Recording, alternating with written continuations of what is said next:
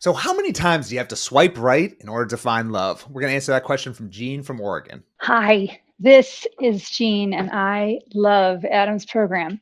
Um, and I just pressed the restart on my dating life, and I am wondering how many more first dates am I going to have to go on? And what is a healthy, swipe left to right ratio? Um, it seems like 1,500 to 1.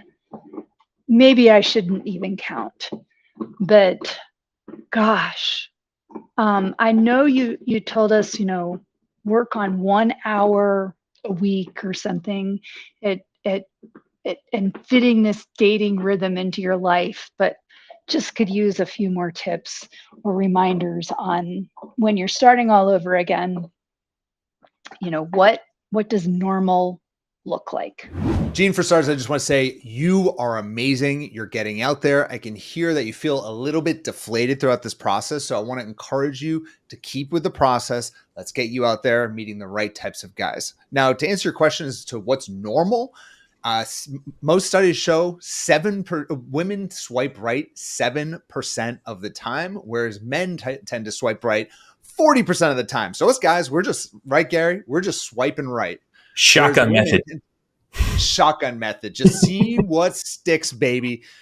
Whereas women tend to be a lot choosier with online dating, and I get it, right? You don't want to match with a guy who's then going to send you weird pictures and then hit you up a million times, and you get completely creeped out. I understand that, but we need to look at online dating for what it is. Online dating is simply a tool to meet people in the offline world.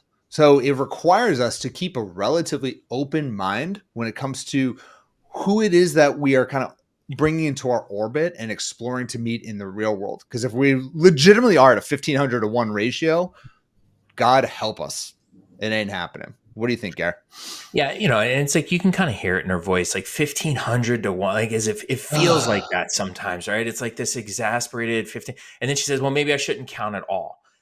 I'm kind of on that side of things. Like, the Yeah. counting of it is what's making it seem a little bit more difficult, I think. When things are easy to count and they're easy to measure, we start to give them increased importance.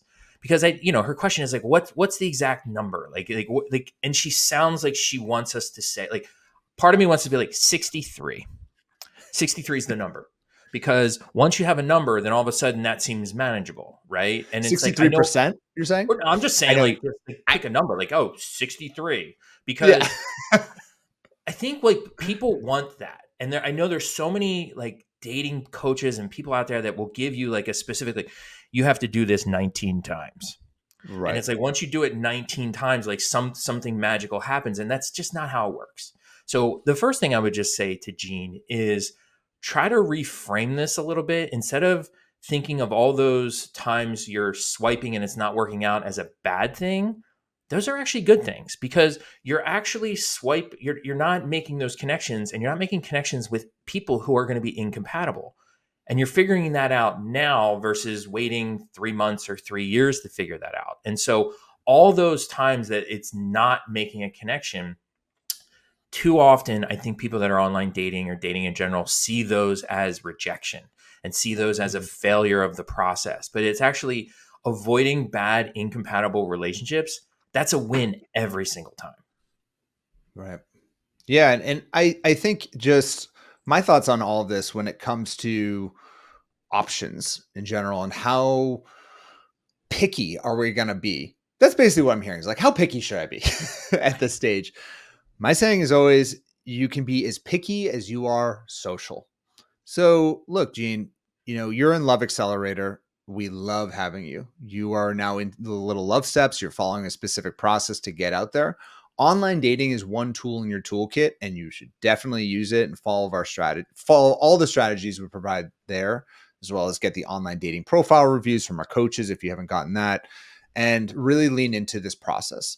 While at the same token, we got to get you out there meeting other guys elsewhere as well. And look, if you're going on a date a week or a date every other week and you're getting out there regularly, you can be pickier when it comes to online dating.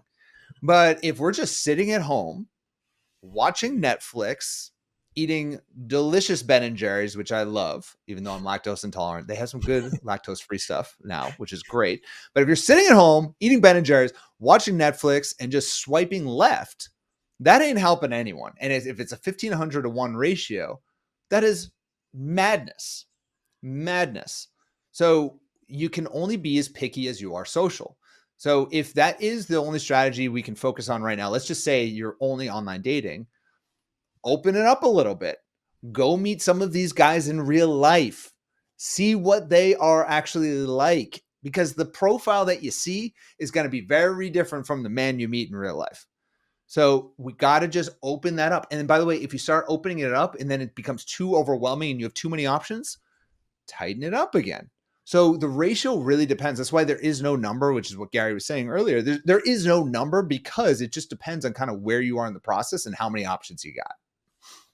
Yeah, and I think, Adam's advice here about, you can only be as picky as you are social is fantastic, because it's absolutely true. I also think it depends on just how social you want to be, because, there's really a never ending supply of potential mates out there. And, that's never been more true than it is now with online dating. You see them all on your phone. And so really the question here is about pickiness. And it's also knowing, like, when is enough? When's enough enough? And there's actually, if you want like some sort of specific number, you want to like a little specific strategy here, there's something known as the optimal stopping principle. And this is something used from math and computer science. And they basically say 37%. So once you hit 37% of the total of things that are out there, and you familiarized yourself with 37% of the options, whatever those options are, and this could be with finding a new house, it could be finding the best restaurant in your hometown. Like once you've kind of tested out 37%, is actually, for the math nerds, it's actually 36.8%. But oh wow, you're really dorking out here. Right. It's like that Yeah, specific. perfect. But it's like once you've kind of seen 37%, you then find the best next thing after you've covered the 37%. The next best thing that pops up, that's the one. And so now you can stop, because you feel as though you've seen what has been available to be seen. So how does how many dates do you have to go on to hit 37%? How does that work? Like, Well, what do you mean by that? And that's where it's like, it depends on now we're back to the question. Right. It depends on how social you want to be. And it's like 37%, it's like of all the people you plan on dating in your dating life, right? And so the total group of your lifetime suitors, however many that was, like how many people in your lifetime do you reasonably think you're going to interact with? And if it's, to make the numbers easy, if it's 100, after you've dated and interacted solidly with 37 of them, now the next person you're dating that's better than those 37, that's the one. And so got it. Here's the thing. I just said, I was joking before about, there's a magical number 63 or 19. And now I'm giving you a magical number of 37. I think this is like one of those things that and other dating people use this all the time and talk about this all the time. I do think there's some value to it. The value is not in the 37%, because exactly to your question is like, well, how the hell do you know when you're at 37%? And it's like, I don't know. There's actually no way to know. So it's like this false specificity. And like so many strategic plans and things like just fail at this because it seems smart to be this specific. Here's the simplified version. Date long enough until you feel like you have a sense of what's out there. Yeah. And that's a psychological thing. It's like that might be 5 people for you. It might be 15. It might be 25. But like once you feel like, yep, I get it. I see what's out there. Then you pick the next best of the bunch. And that would be the best way to figure out when to stop. And I think a healthy amount for dating, just to be pretty specific, since we're getting into numbers, just my experience, I've been doing this for over a decade now, is you give it 3 to 6 months of consistently going out on about a date a week. Right? And if after 2-3 months, you've gone out with, say, or met anywhere from 5 to 15 guys, and that could be even just meeting out at a party, even going to a singles event. You can meet 5 guys at a singles event. Once you get a feel for that, then if you're not happy with any of your options, you got to drastically change your strategy, or you got to make a choice and then lean in and actually start investing in a relationship that you think meets the 37% threshold. So I love that. I think it's good. In practice, it's totally impractical. No one actually will date that way. But hypothetically and theoretically, I really like it. I think it's good. Yeah, because I mean, this is a fundamental question of that has been around literally since our ancestors were roaming the plains. It's like, when do we Yeah. stop and set up camp? Couldn't Yeah. there be a better spot somewhere over that mountain or around that, forest? I mean, when do we actually stop? And it's like, they're not calculating 37%. No one actually does that. But what you really boils down to is like, do you feel like you have a sense of what's out there? And once you have a sense of what's out there, you have to stop at some point. And so once you know what's out there, you go with the next best thing that comes up. And now you feel confident, like, okay, I'm making sure, because no one wants to settle. And that's what a lot of this is about. And so pick smartly, pick strategically, but still follow your heart along the way.